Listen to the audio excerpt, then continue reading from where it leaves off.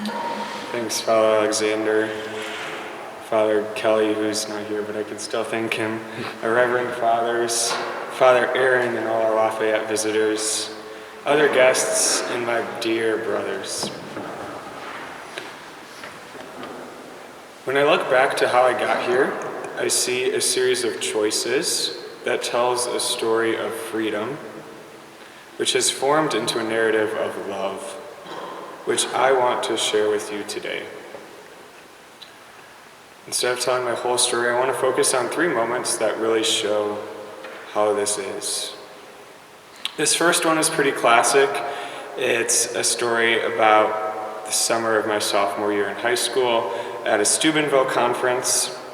This was when my faith was really starting to become important to me, becoming my own, starting to animate me, and I was wanting to live it out. I grew up Catholic, and I loved Ritz crackers, but I didn't celebrate Mass with them like some of you.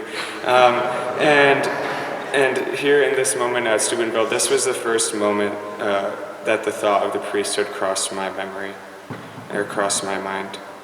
It was Adoration Saturday night, and I was probably admittedly emotionally exhausted already up to this point because my roommate for that trip slept with the overhead lights on, so didn't get much sleep.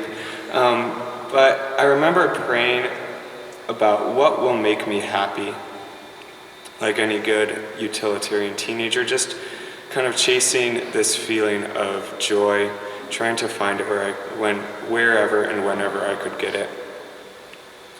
And I remember seeing the priest processing with the remonstrance and looking at his face and seeing how he looked at the Eucharist and thinking that if that's what true happiness is, that expression that the priest had looking at Jesus, then that's what I want.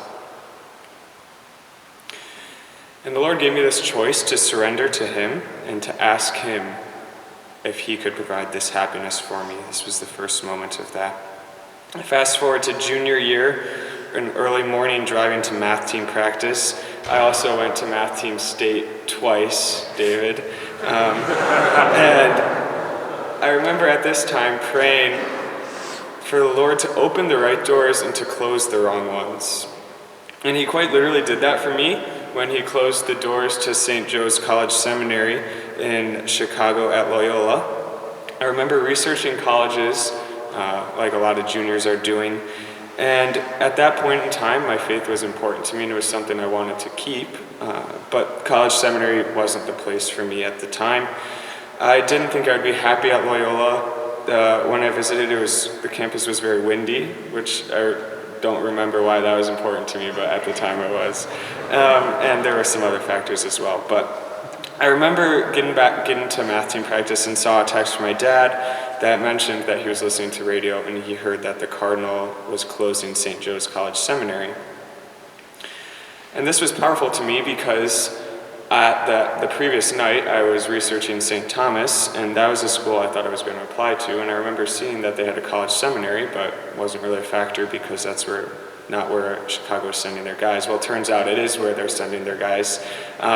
So the choice to see this as a work of God's providential hand guiding me, or just as a fun coincidence, crossed my mind. Fast forward to senior year, I applied to a lot of other colleges, but the thought of seminary was still present. And I remember watching a YouTube video of an interview of Jimmy Kimmel with a rapper whose name is Dave Bird. You can look up his stage name later. Some of you may know it. But I was struck by his story about getting into the rap game, which really is a testament to God's ability to kind of work in mysterious places and becoming famous. And when he was sharing this, he talked about making his first YouTube video, his first music video, and going public. And he said that he could live with failure, but he could not live with what if. And reflecting on that was a powerful moment in my discernment too. I saw the Lord giving me freedom to do other things, to get married, to go on to other colleges, to major in other things. But if so, there would always be that question of what if the Lord was calling me to the priesthood. And if I had to think about if that was something I was willing to live with.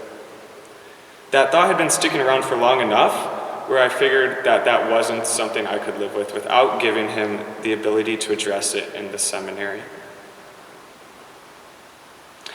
Fast forward more to seminary, and here I am, and everything's perfect and easy.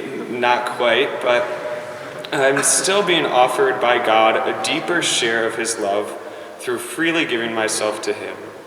By waking up early for those early morning holy hours, by studying philosophy, by giving myself to him fully.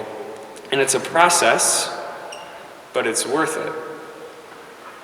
And I rejoice now that he didn't force me into this place, but that he gave me a choice. Because I know that he doesn't want my yes if it's not made out of love. And for that I say, praise be Jesus Christ. Now and